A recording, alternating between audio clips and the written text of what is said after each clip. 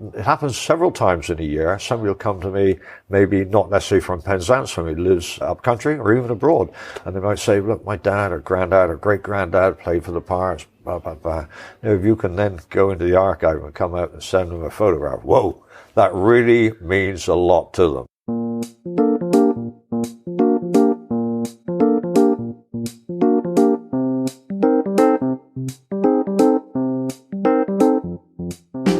Hello amateurs, welcome to episode 54 of the Amateur Rugby Podcast, here to help soothe your Sunday morning hangover with some earthy rugby chat about the grassroots of the game. I'm your host Tim, and today I'm still in Tagazout, Morocco. I'd planned to get out surfing this week, but alas, there's been no swell here, just ankle slappers. Apparently the sea was all swollen further up the coast. Maybe I'll head there for some sick bitchin' waves this week. Thank you to surfslang.com for all the vocab. Anyway, my guest this week is Cornish rugby legend Phil Westren. I met Phil at the start of the Great Rugger Run this summer. He was an absolute gent, and along with wife Sally, hosted me for 2 nights and really provided the most wonderful springboard for my run. Thanks again for your amazing hospitality. This interview was recorded in September of 2021, and Phil, who is a walking encyclopedia of Cornish rugby, shared story after story about rugby in Cornwall and its greatest characters. It's a wonderful insight into what the game means in that part of the world. Phil also shares a deeply personal story later in the show. It was an absolute pleasure to be in Phil's company. I hope you enjoy this as much as I did, so please welcome Phil Westren. Phil Westren, welcome to the Amateur Rugby Podcast. Delighted to be here. Thank you, Tim. Now, we are in Cornwall, and Cornwall has got an incredibly rich tradition of rugby union. I just want to hear from you as a Cornish man, something about that. What does rugby mean in Cornwall? Well, it clearly means a great deal. It has done over the years. There's been some outstanding examples of that in various ways.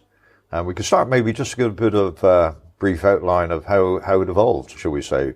You know, we know, for instance, that William Webb Ellis ran with the ball at rugby school in 1823, but just something of general interest. In Richard Carew's, I think it was, survey of Cornwall in 1602, he made comment of a game that had bushes for goals, no forward ball, no forward pass, going by the ears, some form of scrum. So 1823, William Webb Ellis, rugby school, question marks. You're claiming earlier. Is that absolutely, absolutely. And of course, there were other forms of similar attributes. You know, they played harpastum, I think it was. It was a game played by the Romans. I'd say a game. It was something they did. Napan, I think, in Wales. Not sure about the pronunciation. And hurling, of course, in Cornwall. Goes back centuries. Right. Okay. So rugby, as we know it, is just the modern version of. We can say that. Games. We can say that indirectly. Yes, it all evolves in some manner or form, but what we have now is a bit special, obviously. And with reference, you mentioned the Cornish aspect. Rugby came to Cornwall in about 1870, with Bodmin claimed to be the first town in Cornwall where it was played. It was also played in Penzance, certainly in 1870-71, not as a rugby club, but at a place called Polterre, near Madron, where I live. And apparently there was a gentleman, W.H. Borlase, from Marlborough School, or college it may have been, that brought together a 15 or 20 then, back in those days, that played a team from the Eastern Telegraph Company of Porthcurno at Polterre. On the Cornwall side of things, Cornwall, I think the first season when they were founded was about 1883, 84. They played their first game, I think it was against Devon in 1884. County Championship, they played their first game, I think it was away to Gloucestershire in 1892. They didn't win a game until 1900, you know. So although they have many good players, some of their best players we can touch on. In fact, we can bring it in now. Some of their best players, for instance, at that particular time, were starting to go to places like South Africa, taking the game abroad because they were minors. And that aspect with Cornish people is important. You know, we virtually took the game to various places in the world. And certainly South Africa was one place, and you see some fine players that played in those countries and then came back later and continued, like to say, some of them, a career in Cornwall as well. But as we go forward, the county championship-wise, Cornwall's first county championship win was in 1908, a great day at Redruth against Durham. So that was absolutely a very memorable occasion in terms of history terms, and it's something that people reflected on for many, many years, because although Cornwall did make occasional finals, when you got into the Southwest group, when you had Gloucester, Somerset, Devon and Cornwall, it was very difficult. Any Cornish side that went beyond that had to be a good team, and Gloucestershire were in particular very strong naturally. And Cornwall made other finals, a number of them over the years, but 1991 is the one that everybody will remember, when Cornwall beat Yorkshire after extra time at Twickenham. Terrific game, and they then won in 1999, and also in recent years they won. But the competition, dare I say it, even in 1991, the competition had been devalued by the Rugby Union. It wasn't what it was previously. Counties like Warwickshire were immensely strong. And we know that Lancashire and Yorkshire, but Cornwall have also produced so many good players and had their strength in the competition as well. And we've seen how proud they are to be, in recent years, to play in the competition and what it means to the Cornish players, and that's the reason why they've still done well. It's a pity that the county championship is not what it was, and sadly, the reality is that probably won't ever be again.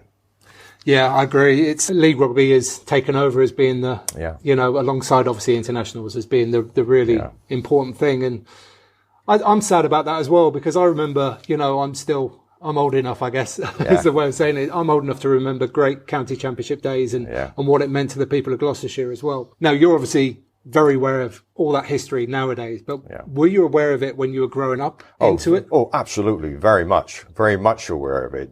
By the time, say, I even got into my teens, I started to have a real interest in rugby. Me and my mates to get the train from Penzance to go up to Redruth or Camborne to watch Cornwall play. Well, it was just fantastic. The atmosphere was incredible. And, you grew from that type of thing. And, consider even in 1969, the county championship final against Lancashire at Redruth, 22,000 people packed into Redruth.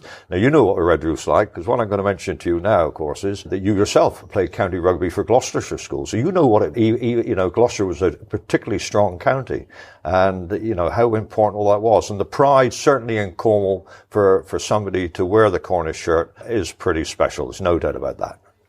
Yeah. And is that still the case today, do you think? Obviously, we've just sort of said the championship's been devalued in certain ways, but is the pride to wear the shirt still the same? Well, the levels are different, because so many players are better players, who we say, although the best players cannot play because they're maybe in Premiership clubs or Championship clubs, etc. But still, a lot of good players have played and still are really delighted and proud to play for Cornwall. There's no doubt about that.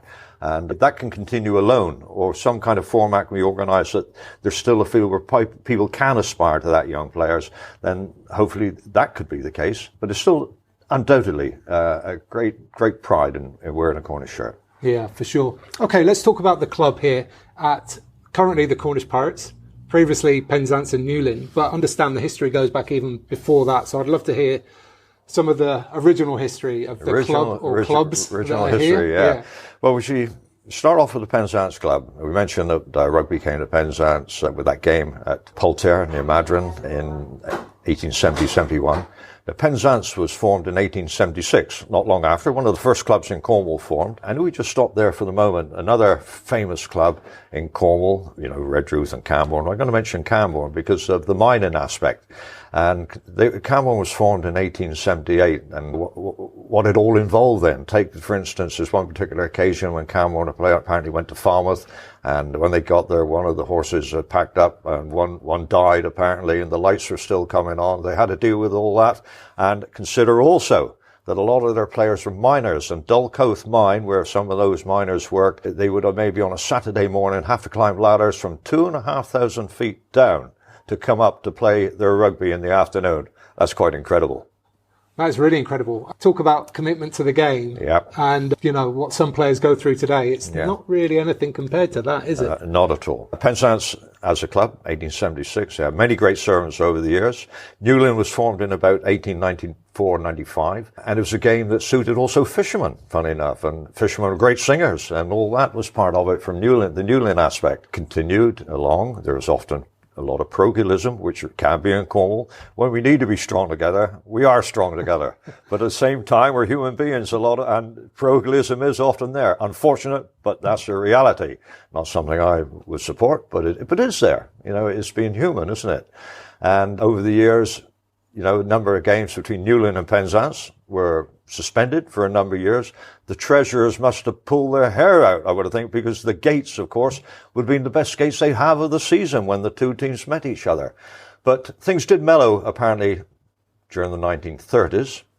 And then the Second World War, and right at the end of the Second World War, the officials from both teams got together, and it was felt that maybe one club could be formed, which made sense, really. And it would be Penzance and Newlyn RFC.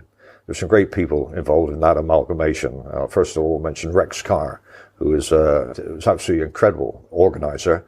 He was a headmaster at the local school in Penzance and Urbins. And when I grew up, and when I first became involved, and I know when he became president of the Pirates, I thought, who's he? What's he done? It's when later you realize, and you look back and read and understand and talk to people, he did a great deal. He was the man, really, there were people from Newlyn and other people in the Penzance clubs that had important roles and influence, of course, to make that happen, which is a great thing to happen. But he was perhaps a leading man. And the first game was played on the Menay Field on the 22nd of September 1945 against the oldest club in England, reputedly, Guy's Hospital, who were formed, I think, top of my head, I think it was 1843 or thereabouts. So that was a good fixture to have, and things went from there. The club grew. They built up a fixture list. We had a lady president who I'll bring in. There was her husband, Dr. Dick Laurie, him and his brother Dennis Laurie, both had played for Penzance in the late 1800s. They come through. They served the county at great level. Dennis unfortunately died in the mid-1920s, relatively young man. Big loss to Penzance, Cornwall Rugby and sport generally. But Dick was president of the Cornwall Rugby Football Union from, I think, 1923 until 1945. And he would almost certainly have been the president of the newly combined Newlyn and Penzance Club, the Pirates for an easier name, in 1945. So as a nice gesture, they asked his widow to be the president. And she thought, she was probably taken aback a bit, I suppose. But she filled the role. Probably thought only maybe for 1 or 2 years, but Mavis, who was the most wonderful lady, you could not have a greater ambassador than Mavis Laurie for any rugby club, and she served the role for 21 years. Incredible. Wow. And she was just a wonderful lady. Yeah. And they were called the Pirates all the way back from when the clubs merged? The Pirates almost certainly would have been given to the Penzance name indirect, because you had Gilbert and Sullivan, the Pirates of Penzance, so the two would have gone together. Mm-hmm. But when it combined Penzance and Newlyn, colours, black, red and white, everything right, the shirts and everything, design of the badge, on the badge, it just made sense totally. Yeah. You mentioned singing there from the fishermen. I understand that singing is very much still a part of the matchday experience.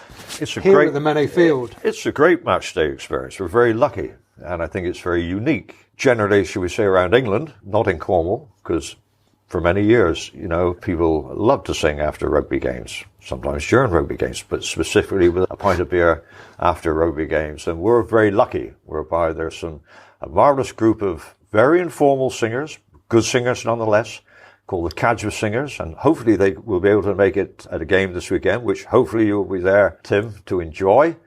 And they were welcomed back last week for the first time. There's sort of certain sadness to it at the same time, because they had one of their leaders was a guy called David Muirhead, that played for Falmouth and Helston, played for Falmouth in the early 1970s. I think he played against the Australians of Devon and Cornwall in the 70s, played for Cornwall. He was a great man for fishermen, looking after the interest of fishermen in Cornwall. He was a solicitor, and for his services fishing awarded an MBE. And poor David died, during the lockdown period, not from COVID. So it was really sad. So a few words were said of the game, before the game last week, quite rightly. I was delighted to be able to express them, and quite right that we should. And after the game, I knew, and when everybody had their first drink, everybody raised a glass to David Tatty Muirhead. The singing is great. It's just wonderful. It really is very special. Yeah, I've seen videos of it. It does look incredible. It's great that you mentioned there about how singing used to be a part of every post-match rugby clubhouse. I remember playing for Cheltenham Colts, Yep. and it was every single week. We would sing in the bar after every single game and on the coach on the way home if we were away. Yeah. And we loved it. And I've never done it since. Yeah. And I look back on that with real fond memories. It was very much part of where I grew up, in the room we're talking in, which is smaller rugby bars. A lovely bar nonetheless here at Westholme in our clubhouse. We used to have a table over there just where the photographs are and what have you. On a Saturday night, we had some of the lads that we really enjoyed our singing, and it would be full. The table would be full of empty Guinness bottles in seemingly no time at all. But it made fantastic evenings. It really did. Yeah. Yeah. Actually, I should say it never happened since. That's not true. At Old Colfians, we used to enjoy a good sing-song as well. Good. There's a lad called Al Kennedy who used to bring his guitar, and we'd have a good old sing. There's normally a leader, and everybody does their bit. My personal one was Oklahoma, because I did a bit of singing, and Oklahoma was my bit. Nice. Okay, keeping going with the history then, and the name change to the Cornish Pirates. Was it just a name change, or was there more involved in it than that? Lots of stories to tell along the way when we go from being Penzance and Newlyn. And perhaps we just grow into that, Tim, because I know you're fascinated with the wallaby here. Now, that's a bit special, that is. Yeah, just for you listeners, I'm sat currently next to Walter the wallaby. A wallaby in the Cornish Pirates bar here. Yeah, no, it's terrific. It really is. And the reason for that is, in 1947-48, when the Wallabies toured not just England, the whole of Britain, went to France, ended up in California. It's quite incredible to think that they left in July 1947, arrived here latterly in August, I think it was in 47, on the SS Oriana. And they arrived home, I think the following March probably. Their last game was the end of February in Palo Alto, California. So what a tour back then. What a tour, what they had to undergo. But soon after the end, of course, of the Second World War, considering the austerity bout and what have you, they came to Penzance and trained they're based here for 2-3 weeks ahead of their first game at Camborne, And because the people of Penzance looked after them so well, at the end, they were normally the mascot, they were seeing the wallaby, normally when the wallabies went back home, the mascot, the first player to bear a son would be given the mascot. But before the end of the tour, because the people of Penzance and Newlyn and Cornwall generally looked after them so very, very well, they presented us as the mascot. It's been with us ever since. He's a very handsome fellow. Very special. And I had some great people in that particular tour. To consider, I pointed out also, there's one gentleman there that I liaise with every week. I send him my pirate's log, I do, and sharp as a button, the oldest surviving wallaby, he was brought forward on that tour, Eric Tweedale. He was a great friend also of Sir Nicholas Shahady that many people will remember. And Sir Nicholas died fairly recently, but he was one of the great wallabies. And mentioning him as well, I'll show you later on, another thing we have on the wall, when the Penny Lifeboat Disaster occurred in 1981. Just a few weeks earlier to that, we welcomed Sir Nicholas Shahady, wanted to come just briefly down to Penzance for a couple of days, and they had time, and he brought with him Dr. Mark Lone, who's the captain of the touring party, Greg Cornelson, another great back row forward, so 3 wallabies with him. And we gathered in the lounge, we had a really good welcome for them, and they very much enjoyed it. And sadly, of course, some weeks later, during the tour, the lifeboat disaster occurred. Apparently, of course, when the Solomon Brown was lost with all lives, one of the members being a former pirate, John Blewett, one of the crew members, and the Union Star was a vessel whereby everybody very sadly on that vessel died as well. So Dr. Mark Lone, out of no time at all, he immediately sent us his tour blazer to help raise funds, because a lot of money was raised and we had special games and all the rest. The response was incredible from community, not just in Penzance, Cornwall, but around the world really. But Mark was sending Mark Lone his blazer, tour blazer, and it was put up for auction and raised a lot of money. And the person, not known who it is, the person who put the money up, that put the most money in, said, "We'll stay in the club." Right. And here it is. Actually, it's next door. Next door. But it's here in the clubhouse. I've just looked round. Not in this room, but it is here. A Navy ship or an Air Force. Yeah. That's great, isn't it? Yeah. That's great. Yeah, really just great. shows you, again, not just the best of humanity, but another good angle of rugby and what rugby folk are. Yeah, absolutely. Yeah, I think it's we should also point out while we're here, some of the players that have played for the Pirates at a big, high level over the years. We certainly have to point out early on John Kendall Carpenter, John MacGregor Kendall Carpenter. So what a name and what a man, Played for the Pirates from the early years, late 1940s, played for England, captain England, president of the Rugby Football Union, president of the Schools Rugby Football Union, president of Cornwall Rugby Football Union. If I didn't say that, I meant as well, the England Rugby Football Union. Yeah. But most importantly, he was chairman of the first Rugby World Cup committee that organised the tournament in New Zealand in 1987. And he was also chairman for the second World Cup. But very sadly, about a year before, he passed away, just before he was due to retire as a private school headmaster and return to Penzance. So he's a big, big loss. But what a terrific man, what a pirate. And I also recall the story to you that when the All Blacks played at Camborne and Cornwall side, or maybe Cornwall and Devon side, played in the early 1950s, when the crowd started to get on in an unsporting manner to the All Blacks, he had the stature to stand virtually in front of the crowd and call halt to things and point out to them, that's not the way we do it. Such was the stature of the man. Terrific, wonderful, wonderful fella. Carps, John Kendall. John MacGregor Kendall Carpenter. What a name. Carps is much easier. Yeah, for sure. And how many people do you reckon might have been in that crowd that he managed to there would have been a lot of people, Obviously, it wouldn't have been quite to that level, but he was that type of person, and he would have got a reaction. I've had to do it occasionally on the PA system. Yeah. When people get out of hand, I say, keep a sport in balance, and to the credit, most people do.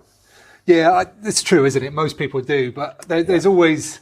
things can slip. It does happen. Yeah. And, I don't think we as rugby folk should think that we're generically whiter than white in terms of things like this. No.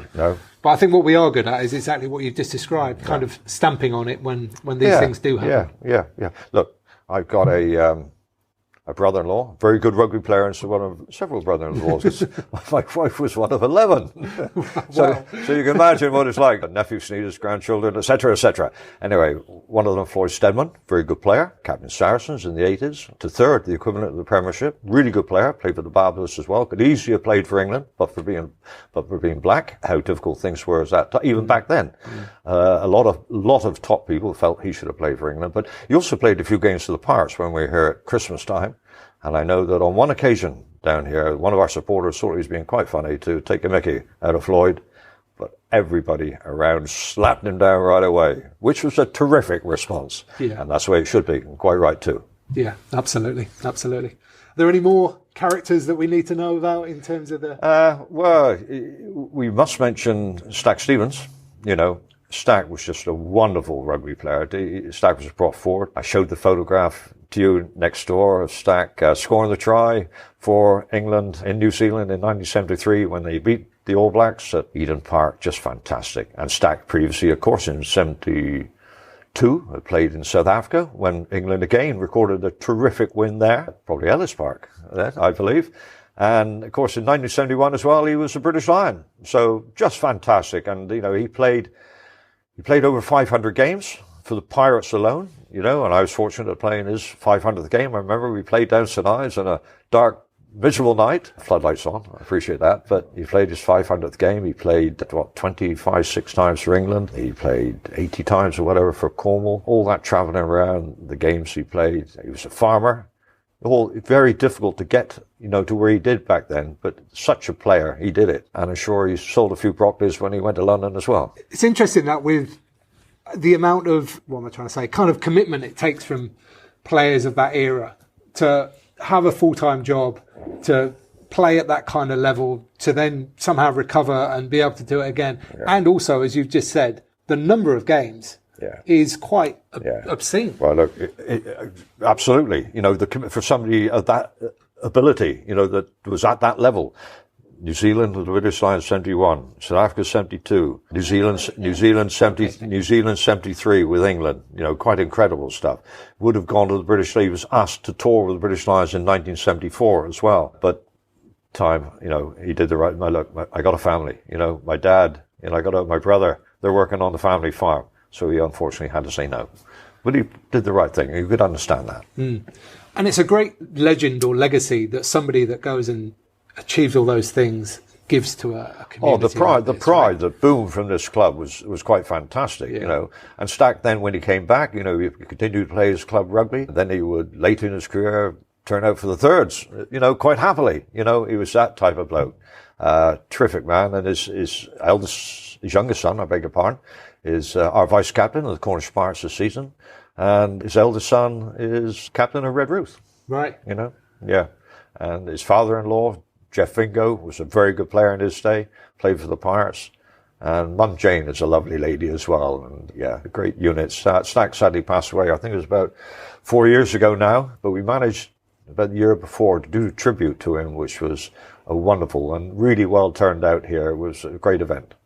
Grace, as you just said, he played 500 games. Well, I understand you've played one or two more. Is that correct? Well, if I say Stack played over 500. I was lucky. I played 560, not for the first team, a lot of first team games. But when I started off, I came into, there was no mini junior rugby back then. We had an under 18 cult side, and I played my first game when I was 14. I was a prop back then.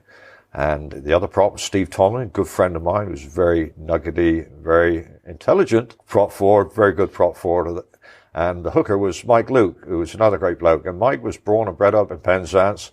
And Mike eventually went off and coached Canada when he went abroad. So he had a really successful career. And as I say, a great individual. Yeah, I played 560 games, and I mentioned all. But the first games were actually played when I was very young, because at the age of 15, my good friend Colin Diamond, if there was a cry-off for this in the seconds and thirds and there was no Colts game, we would right away go up to George Luke's, knock on the door, can we play for the seconds or can we play for the thirds? And we built quite a few games up from the age of 15 onwards. In fact, my first game as a prop forward for a senior side for the Pirates was the Pirates' third team then, away to Scythians, and I can tell you, it would not be allowed now.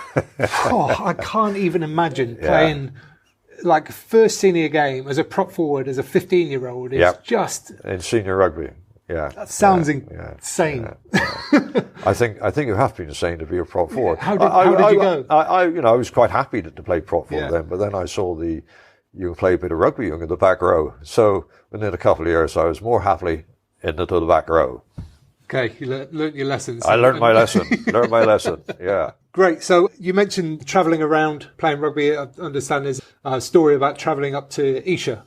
Yeah. I think in general terms, just for awareness, I know part of your run is to do with mental health awareness, and it affects many different people, and people unfortunately don't talk about it enough, do they? I had an incident that I think had a bearing on how life evolved for me in part. I was never very keen to go away, to travel away. I found it very difficult, maybe because we never had holidays away when we were younger, as such, not at all. But there was something in me that I didn't like it. And anyway, the first trip that I had away, probably that I can remember out of Cornwall or Devon, certainly, was when the Pirates were to have a first team game against Esher in late February 1967. And we were also going to watch England and France at Twickenham the next day, which we did. But we travelled up by coach, long journey back then, leaving Newlyn 5 o'clock in the morning, arriving in London about 5 o'clock. I remember we had a great group of us together. It was 4 Colts travelling with the team on the possibility we might even be, if there were any cross, to play the next day. 16, 17. I was 16 then, and the other 3 Colts would have been 17. And very sadly, one of them, when we got up the next morning, had died in his sleep. And that was a massive hit. You know, you can understand. It was probably to do with cardiac risk in the young, that type of scenario, but it made it all a bit of a blur to a degree. It was an extremely difficult time. But we watched the game the next day. I remember the France beat England at Twickenham. The 2 Canberra-Barrow brothers, Guy and Lillian, were playing. But then when we got back to Penzance, it was all totally unreal. But we continued and we played our rugby. But during a period after, certainly the going away aspect never got any better, and it stayed with me throughout my rugby. There were some games I just wouldn't go away. I wouldn't go out and travel out of the county. Did none of that, you know. It must have been until very late. Very difficult. If you know something like really bad happened like that on one of the first or the first time you ever went away, it must have just been really. Well, it did, and clearly did, and in I lost my aim in life. You know, there was nothing to a degree that was there. That's how I felt. Though people wouldn't necessarily notice that, but that's how I felt through my late teens and into my 20s, right through. A bit later in my late 20s, improved a bit. And I think part of it was back then, I had to take Valium. I was prescribed Valium, which I took for quite a long time, which is not a good thing. Ultimately, I don't think for it to happen for anybody to have to do from a young man, certainly a youngster in my and then seeing a psychiatrist as well. I just wondered, would it have any benefit? I'm not sure it did, to be honest with you, but it might have done. But these people are in place for a reason. But I did find it very difficult. But ultimately, the important thing about these things is, although some people are susceptible to fragility and anxiety, and I certainly have that's been part of my life. There's no doubt about that. But you do learn to grow stronger with it, and you do look at it on your shoulder, and you try to kick it off or blow it off or whatever you do. And despite having panic attacks or this or that, maybe over the years, I think I've learned to cope with it. And I always say to anybody, and I've had conversations with people who stopped me in the street and told me of their woes, thinking that I'm a stature, I'm listening to them, and that wouldn't affect me, but that's how they're feeling. I said, don't worry about it. I feel exactly the same. And the most important thing I say to them you're doing now is you are talking about it. That's a great step forward. So I think that's the lesson, isn't it? Yeah. Would you credit that with, how you got and sort of came out the other side talking about it, or did you kind of do it on your own and then talk about it afterwards? I think partly do my own, but and I've not totally come through it, but I accept it. Because even going away now, I find extremely difficult. I've never been abroad, anything like that. A lot of games where I missed out on, maybe regular senior rugby. I played a lot of first team games. There's some games I didn't play because I didn't go away, And the selectors were very kind to me at times because they maybe select me for the seconds, and next time I could be back in, which maybe wasn't fair on somebody else. But that's the way it was. Yeah, I mean, if that's it, isn't it? You can only do what you're capable of doing. Absolutely. So, what were some of your favourite memories of playing? Any things that particularly stick out? Well, when I came through, certainly Colts rugby was really great. We had a particularly strong side. I remember we used to play Neath Athletic, who were one of the top Welsh Colts sides, on Easter Saturday mornings. We had them once in 1967, and they beat us quite well. And our focus for all the next year was we're going to get that back. And the following year we did it. And we also won the Cornwall Sevens trophy for Colts that year, which was great. But in the senior rugby, undoubtedly the highlight for me, I did play for Cornwall schools, but not for a Cornwall senior team. I had my brother played for Cornwall a good number of times, a hooker. Both my sons who wore a Cornwall shirt, one as captain Cornwall. What was that like for you as a father? Oh, terrific. Naturally, it's bound to be the case, both able players. And I think any parent, even if you don't show it too much sometimes, you do hold a deep pride. And I certainly have and did, yeah. Yeah, I think I've played against one of your boys. Probably Ryan centre. Yeah. Murray was a fly half that played most of his rugby at Redruth, and then he played for Camborne. But then he had a couple of concussions. He was very unlucky in one respect, lucky in the other, because we had another wing forward from the Pirates down here, Cornish Pirates at the time, Alex Cheeseman, really good player. And both of them went up to a place in Birmingham that specialised in concussions and what have you, and reviewing it and what treatment you should have. And in Murray, they picked up that he had a cyst on the brain. So it was a blessing in disguise, because there's no way. He was probably born with it, they said, but there's no way he could continue playing rugby. So he had to accept that right away, which was hard to him to a degree, being a very keen young sportsman. But he immediately took up coaching, and he coaches in a number of capacities now and in the game, including our amateurs. He coaches at the local Penwith College, and he does a bit of outreach stuff for Exeter Chiefs. So, he's very busy in his roles. And also Ryan, of course, the eldest son. Ryan was a very useful player. From a youngster, I was very keen, went to Colston School. Injuries at the wrong time maybe hit him a little bit. Unfairly. He played for the Cornish All Blacks in Launceston. Then he played for the Cornish Pirates a few games, but he didn't want to be on the bench. When he was here, probably at his best when he came up from National 1. I think he was the top try scorer. He had about 24, 25 tries in the season. It's about 10 years ago. And he was also in the Dream 15 that was selected by the Rugby Times. It used to be Happen and what have you. And the Cornish Pirates gave him a chance down here, and he played a number of games off the bench, and we used to introduce players slowly, probably to a degree, into the cup, which is fine, no problem at all. But he wanted more regular rugby, and Simon Amor, London Scottish, had always kept an eye to him and invited him up there in the correct manner. And he played every minute of every game that he went there, the particular season he went there, to the end of the season. And then he had an injury problem, eventually had a nasty ACL at Nottingham, playing at Meadow Lane away for London Scottish, which curtailed him really, and he came back to the Cornish All Blacks, where he's, again, very well looked after up there. Really good club, and I think he's played over 300 games. He's been a player coach in recent years, and he can still run in the odd try. Yeah. Oh, you must be very proud. Yeah, because he's done a great job. They both have. Both have. And mustn't forget my daughter, not a rugby player, but she's done very well in her profession as well. Awesome stuff. So we talked about your playing career, all the masses of games and stuff, but you're still very much involved in the Cornish Pirates today. Can you tell me a little bit about what you do at the club? Yeah, rugby-wise, even as a player, I became a committee member in the early 1970s, became an official in the mid-1970s, and have been that ever since, indirectly, in various capacities. Most of it was voluntary, of course, even into the professional area. But when I mentioned about the anxiety and things, I had a bit of a blip in about 2005, probably because I was just doing too much. I was in my mid-50s then, and I was a postman, and I would be getting up, 4:30 in the morning, I'd be working around and what have you, and then I'd be coming down to the rugby club. I just drained myself right out.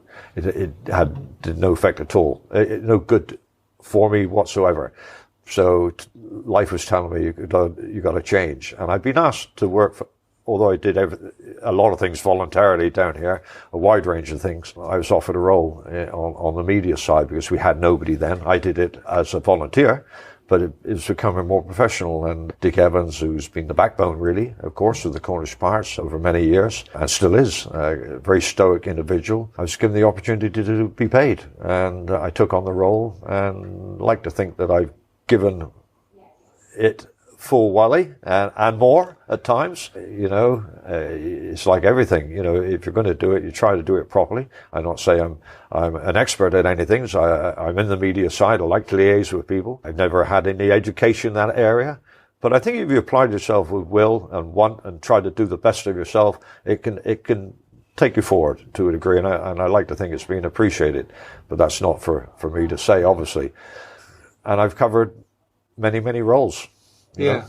I mean, listeners, you're probably thoroughly impressed, as I am, about Phil's almost encyclopedic knowledge of everything that's gone on here, certainly in a rugby sense. He was very kind to show me his filing system earlier on. Oh, right, yeah. And I'd love it if you could just describe what you've got upstairs here. Well, when I started, one of the first things I had when I became an assistant secretary in 1975 was a book to keep a record of all the, not too big, but I still keep it going. Every result is entered, from then on in my writing, which is not the best, but it's there, and all the results are there.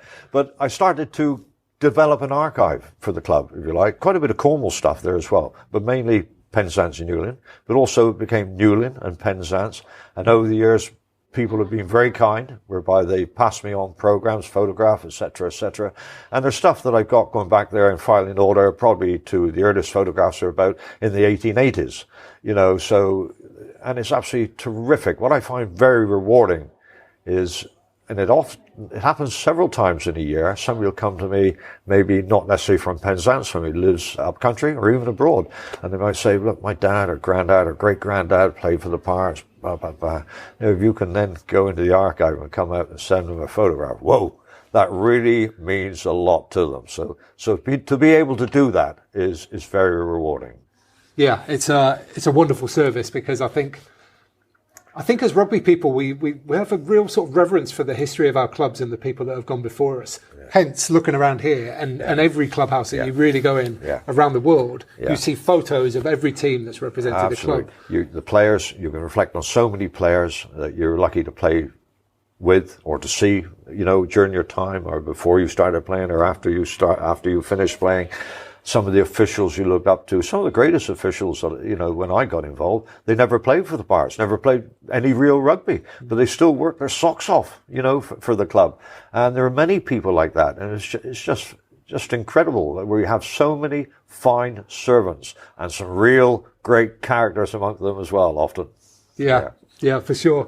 Now, another job that you do here at the Pirates is the PA announcer, the match day announcer. And one of my favourite moments, maybe in rugby ever, was running out here for Old Colfians. We'd just been promoted. This was our first trip to Cornwall that year out of 3. And we were, a ragamuffin bunch, and all wearing different shorts and socks and things like that. And we were nervous as hell coming out of the tunnel here. And then somebody played Mama Told You Not to Come over the stereo, and we just burst into laughter. And we stood in the centre trying to have like a serious G-up conversation, and everybody was just laughing. And that was you, wasn't it? Yes, it was. Yeah, I've been fortunate, I think, to done the PA system without missing a league game or anything like that for 30 years, over 30 years. So I'm very lucky there. Even though I've had a couple of hips replaced, the timing was at the right time that even I would get down on my crutches and still manage it. But anyway, yeah, that was right. Yeah, Mama told me not to come. I like the reaction, by the way, that you told me now, because we may reinvent it, because we thought maybe, no, that's not a sporting way to do things. So we stopped it, funnily enough. We do occasionally play, and you've got to temper it right on the game and how things are going in the match. But if we get a yellow card occasionally, we do play bye-bye love, so that type of thing. Yeah. And you're right, supporters do enjoy it, but you've got to temper it correctly.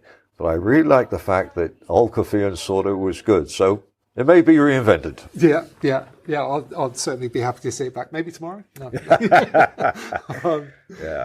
Now, before we move on to the sort of closing section, is there any other rugby stories that you'd like to tell? I think it's important that we announce, for instance, that just for generally for rugby, you got the Premiership, you got the top level, but the most important people in rugby are the grassroots.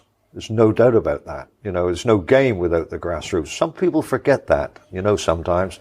And rugby, the top now, people look upon it as a business. And it is a business to a degree. But the most important, I tell people this repeatedly, the most important thing is sport. It's a sport first. And for the players, it's sport first, isn't it? And it's the sporting values that every time should be above the business values. That's my personal opinion. Do you think we're losing that somewhat? Oh, definitely. This business with the mention of the 12s and what have you. £250 million to go back into the rugby union. Who will see that? I really wonder, No, I got no time for it. It's not that at all, I'm afraid. And I'm not alone. And I admire Rob Baxter right away, who does a terrific job at Exeter Chiefs, doesn't he? You think of the role that he has, and a great credit to Exeter Chiefs, also all the locality, the players they have, still from the area.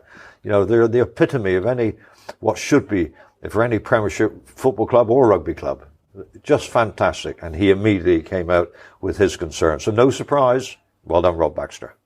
Yeah, he's a very principled man, isn't he? Yeah. And I agree. Similar to what you just said then, I think he's got the sort of the core values of the game really at heart in everything that he does. Absolutely. And mentioning Exeter is quite timely, because we mentioned about the grassroots and the mini juniors and what have you. And you've seen tonight, probably over 100 already. Early September, there will be 250 being dealt with through the season. They do a fantastic job, and we always have, as many clubs right throughout the country.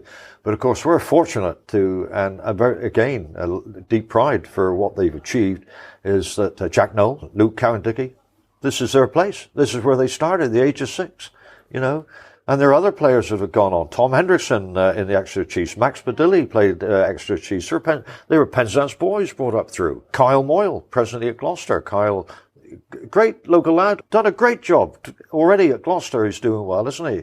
And many other Cornish players as well. Consider the likes of Sam Matavesi and his brothers, what they've done, Cameron boys, Christian Judge, There's so many individuals like that one can mention. Cornish lads that have gone on doing great stuff. But it's all about sport. They wouldn't be where they are. Their values are sporting values. Good luck to them, whatever they do. And they've done a fantastic job, are doing a fantastic job. But this will always be sport first in my mind. Yeah. So how long do you think it will be, or will it ever come a point in time where you think there'll be a Premiership team from Cornwall? Back when the Courage Leagues were introduced in 1987-88, we were at the present level, one up from the bottom, same as the Parish Amateurs now, Cornwall and Devon League. And it took us, I think, 3 years to get out of that league. And then Dickie Evans, who is a former Parish cult, brought up in Penzance. His father was a committee man, former president of the England Schools Rugby Union. Dickie, when he went off to university and went abroad to Kenya as a businessman, and because of what he acquired and his success, he was happy to put something back into the Pirates. And he made that offer. And as soon as the game became professional, things changed. We started to climb the league steadily and what have you, until 2002-03, we got promoted from National 1, which is equivalent to the Championship. It was the National 1 equivalent of the Championship. And we played our first game against Bristol away in September 2003. Had a difficult first season, have to say, but recruited enough during the season to give us enough strength to stay up. And then we did pretty well. I think we were probably fourth the season after. And some difficult decisions had to be made of what we were going to do. So and this is a story in itself.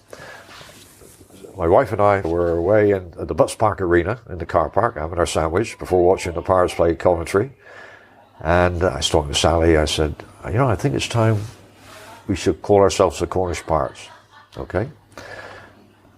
And then went into the club. We were 1 or 2 early on, or then sitting in the stand. And I mentioned my good friend Steve Tomlin, who I played my first ever game with in the Pirates Skulls back in 1964-65. I was chatting to Steve. And Steve said, "You know what, Phil? I think we ought to call ourselves the Cornish Pirates." Oh, right. And anyway, game played, back in the bar afterwards. Saw Dickie Evans.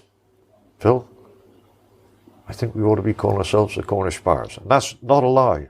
That one afternoon, 3 responses like that. That was in November 2004. Okay, obviously a lot had to be thought about how it was going to be put to. Could it be done? Would it be accepted? Etc., etc. Anyway, things evolved to a degree. And then in May 2005, in the town hall, St John's Hall here in Penzance, a meeting was called for the members, and I suppose it must have been 96-7% of the membership were quite happy that supported the move that the name should, for the first team, Penzance and Newlyn, it should be Cornish Pirates. And the Cornish Pirates are still registered under Penzance and Newlyn. Right. So that was accepted, plus a move to Kenwyn in near Truro. And come September, we played our first ever game there. And nobody would have believed it to think in January, say, of that year, that a team called the Cornish Pirates was going to play at Kenwyn, and they were playing against a side called Earth Titans, who were then Rotherham, of course. And Richard Welding, one of our wingers, ran in 5 tries that particular day, so we had a great start up there. And we had a great season. And the Pirates were very, very strong.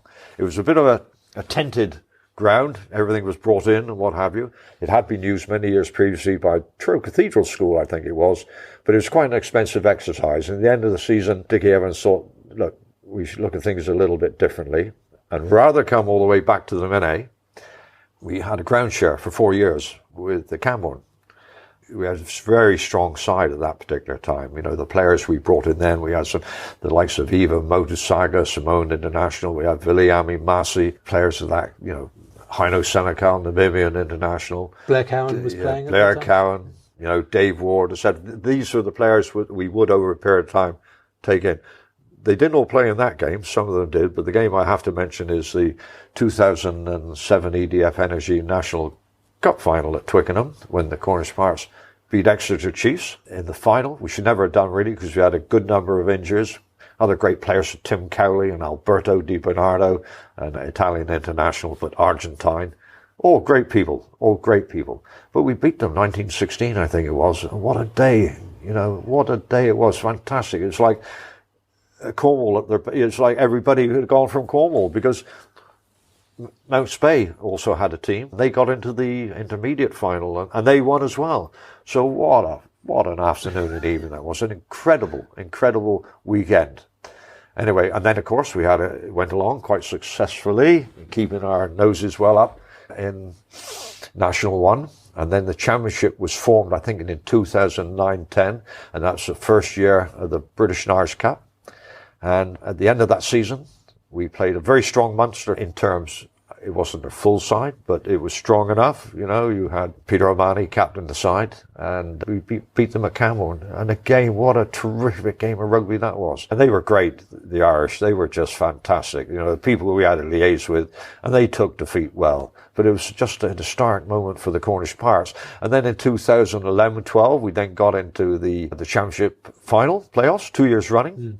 First time, I think, was Worcester. Second time, Oxford against London Welsh. We competed well, you know, in both finals generally. It was all about then the stadium for Cornwall. If we were going to jump, we needed the stadium for Cornwall. And a lot of work had been done. But then things seemed to, stadium, there was a lot of problems, you know, trying to work in various ways with the council and what have you. And it wasn't going so smoothly as certainly Dickie Evans and a lot of supporters would have liked. And so we carried on for a good number of years, and maybe not the same revenue going into the side was what's the point if we couldn't go anywhere. But the stadium is still very much in the focus. There's absolutely no doubt about that. And our chairman said, I meet the players evening back in the summer. He said, all people need to know is it's going to happen. It's been a long process, and I'll take that. And Dickie Evans is as stoic as ever. You know, he's got Parkinson's, but his mind is sharp as can be, and he gives everything for it, really. Absolutely incredible. So we shall see. Time will tell with it, but it'd be great, and it'd be just marvellous if a Cornish side was in the Premiership. You know, I think they would bring something special, but Cornwall is something special. The whole thing of it. We talked about the Cadgwell Singers, didn't we? When they come in down here, you would have all that singing that goes on. Where we are in Cornwall, the tourism aspect to come down for long weekends and to enjoy it at its best, because it's a wonderful place to be. I know it because I live here, and I will always express that to people. But it really is. And when we have big games and people come down, they really do enjoy it. Cornwall is special, and Cornwall have had a side. It would be just fantastic if they could get into the Premiership one day. Let's hope so, the Cornish Pirates. I hope so too. And fingers crossed that stadium comes along sooner rather than later, because I think that's going to be the next big jump-off point really for it, isn't it? Well, it is, and you know, if it happens, it happens. I think sometimes the rugby union expect too much. You know, there are too many demands. I'm very wary of the Premiership anyway, to be absolutely honest. You know, some people say you shouldn't be saying that. I'm happy to say that, you know, and I don't think RFU is strong as they should be, etc., etc. But anyway, we're very lucky. We've got a good squad, got a young squad at the moment. We hopefully will have a very good season. I'm sure we'll do well for ourselves. We've been very lucky, in my mind, to have two former players that are joint head coaches, and I must mention this within this, Gavin Cattle and Alan Paver. They have been absolutely terrific during their time as players and also as coaches. They have that special ability to get the best out of people, to build up a team spirit. And they're very genuine people. Neither were born in Cornwall, but they have very much now, the roots are going down, and great people. Awesome. Well, very best of luck for this season and going forward. But let's now move into the final section and to the Rugger Law Boar. So this is just a bit of fun, really, but hopefully we might learn something as well. As I always say, nobody knows every law in the game of rugby union. Well, I can fairly safely say at this stage, Tim, I certainly wouldn't profess to. And my mind with laws are probably stuck back almost in the 60s. Yeah. Well, we will find out if you, Phil Westren, are a Rugger Law Boar. Sir, are you sure that's correct? Okay, here's your question. Team A are awarded a penalty. They indicate their intention to kick at goal. How long do they have to take the kick? A minute. Quick answer, and the answer is 100% correct. That's just luck. It's 60 seconds they have from when they indicate their intention. You've obviously given me an easy one first, Tim.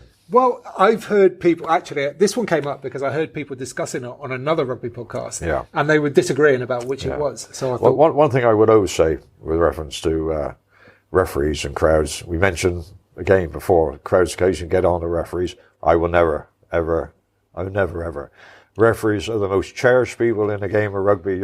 Players make mistakes, referees make mistakes. We couldn't play the game without them. Yeah. So people have got to be very careful what they say. And with reference also recently it was British Lions, Rassie Erasmus. That was quite incredible. I'm surprised we've heard nothing yet. I would hope very much that he will be severely reprimanded. And I mean severely reprimanded. To react in that manner he did, I think, for the game of rugby union was abysmal. Yeah, I agree. And I think my theory is that it's because, or it's a symptom of the fact that we're looking at so many decisions now through video refereeing and analysing every single thing. And as we've already discussed, most people don't even know the laws anyway, let alone how they're applied. And laws can be applied in slightly different ways. And the referee stood on one side of the ruck will see something compared to if he stood on the other side of the ruck. Absolutely. So all these things have just ended in this. There's a lot of extras out there. Yeah, pretty horrible conclusion. We had a great player play for us. Alvin Williams played a lot of games for Cornwall, 50 times for Cornwall. Great water polo player as well. 800 times for the Pirates. Wow. Quite incredible. Quite incredible. But Alvin took up refereeing after. On one occasion, I think he sent off 7 players in one match. But if anybody complained to him, and he was the biggest stature, he would go over to the touchline, he would go on the rail, he'd take the whistle, and he'd just show that. And that would shut him up just like that. Quite right, too. 7 players in one game. Well done, Alvin. Well done, Alvin. That's incredible. Okay, just so people know, if it goes over 60 seconds, do you know how they restart the game? If they go over 67. I've never seen it happen. No. I suppose it kick off to the defending side. It's a scrum, actually. Is it? Yeah, so if 60 seconds comes up, then the referee will, I guess, blow his whistle and say, call it null and void, and then give a scrum to the team that weren't taking the kick. Yeah. I've never seen it happen. No, I haven't come across that. We're moving on to the kit questions now. So what's the favourite piece of kit that you've ever received? So something that you will have earned or been given to you as a gift or anything like that? Merit tie. A merit tie? What's that? Exactly? You get a merit tie in the Pirates, and we had one of our players who awarded one last week for 100 games. Right. And it means a lot to players. Or a blazer badge. Not so much nowadays. That used to be, if you did, I think it was 3 years on committee or played so many games, 50 games, you would get a blazer badge. 5 years on committee or 100 games for the Pirates, you get a merit tie. So it's a merit tie that's very much in vogue nowadays, and it means a lot, even to our modern day professional players. It really does. Alex Amir, one of our wingers, was presented with his last week, and it's great whenever the number of players come up to me and say, Phil, how many more games have I got to play now? How many more games? You know? And I keep their stats. And they say they know you've got the records. They know I got the records. So, it is a special tie. And everybody from A would say that. Very special tie. Yeah, that's a good choice. Good choice. Now, the next kit question, what is your favourite kit of all time? So this can be any strip worn by any team. I know we'll mention maybe modern kits. It means nothing to me. My favourite kit would have to be the black, red and white, the original of the Penzance Club. And they're quite a narrow strip. Is that the one you're talking about? About 4 or 5 inches. Oh, okay. Yeah. So the narrow one was probably black, red, white, even, all the same. I'll show you the shirts in a moment. Okay. Great shirt. Awesome. Perfect in my mind. Yeah. Wasn't, and of course, I know people like the modern shirts. They like, and it's important that you know, with the sponsorship that goes on, it makes money, and the sales for supporters, etc. I've never ever bought a shirt. Had any wish to wear a replica shirt, personally. You know, I like the colours, the black, red and white, the Cornish Pirates. I think that's great, and that'll do for me. Well, you've kind of answered the next question already then, because are there any kits that you really sort of dislike at the moment? Is it just... I've got no particular dislike of any kits, but certainly wouldn't have any wish to buy any. I've never bought a replica shirt. No, nor have I, actually. Actually, that's not true. A British Lions shirt. Yeah. That's the only one that I've ever had. That's great. That's okay. Yeah. Fair enough. Okay, we'll call this to an end now. It's been brilliant chatting to you. Yeah. Thanks so much for everything that you've said. Before we tidy up, is there any other things that you'd like to talk about or messages that you'd like to say? All I would say is we're all very lucky to everybody to listen to your podcast, to be involved in the game of rugby football. I think it's a wonderful sport for all the values that it has. We must try to protect for the people that you meet, socially. That alone is just terrific. And in that respect, I couldn't speak too highly. People might say, in terms of a couple of general quotes, I will say, people will say to me, "Are you proud to be Cornish?" And I'll say, "No, I'm lucky to be Cornish." I think that's an important one, and people will see what I mean by that. And people might also say, because I've done over the years, been involved with the Pirates in so many different ways, is your life? No, it's not my life. My life is my wife and my family. They're the most important things. Rugby is important, work's important, but there's far more important things in life generally, and wife and family are at the top. It's a really nicely balanced and great thing to say. If people want to get in touch with you and find out more about the history of the club or anything at all, how's the best way? Anybody that's listening, if they have any links or whatever, they want some help, they want to, blimey, you may have a photograph, whatever it might be, a program or whatever, please contact me. The easiest way, quite frankly, is my email address, which is all lowercase, Phil, Phil, Westren, Westren, not Western, not Westron, not Western, Westren, at Cornish-Pirates.com. Phil.Westren@Cornish-Pirates.com. And listeners, I will make sure I link all that up in the show notes below, so you've got no excuse of making any kind of spelling error whatsoever. Well done. So I'll just leave it there and say, Phil, thank you so much for coming on the show. Time for us to have a pint. Thanks so much again to Phil. The phrase "only scratched the surface" probably doesn't do Phil's knowledge justice. I indeed look forward to returning to Penzance one day to stand at the bar with Phil and discover so much more. Thanks also, Phil, for sharing that personal story of your struggle with travel. I think it's incredibly powerful to share things like this, and I've no doubt that someone, somewhere, listening to this will benefit from hearing it. It's also a reminder that we don't know what other people are going through, so try to be kind, always. Phil mentioned his brother-in-law, Floyd Steadman. What didn't get mentioned is that one Maro Itoje credits his former teacher, Mr. Steadman, with his taking up rugby. Floyd has a book out, which was recently launched with a glitzy do-up in London that was attended by a who's who of rugby. The book is called A Week, One Summer, and I've left a link to it in the show notes. You know the archive that Phil mentioned? Well, without my asking, Phil delved into it and dug out the programme from Old Cough Ian's visit to the Mene Field to play Penzance and Newlyn that we mentioned on the show. Thanks so much to Phil. This was one missing from my collection. I look forward to sharing it on the Amateur Rugby Podcast social media soon. Make sure you follow on Instagram, Facebook and Twitter.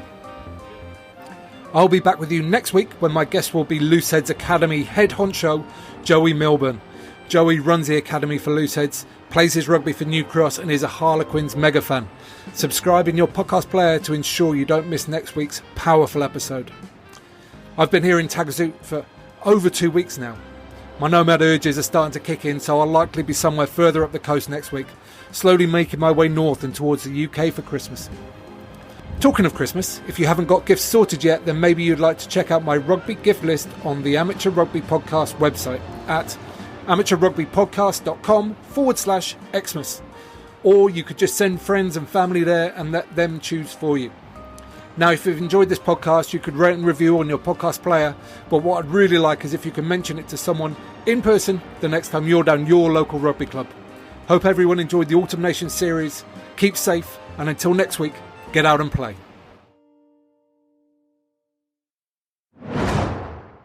This episode was also sponsored by WebPie for all your WordPress website needs. Do you need a website, or do you know someone that does? Trust the rugby family and think of my company, WebPie, that's WEBPI, for your WordPress website design, build and support services. Find out more at webpie.co, that's WEBPI.co.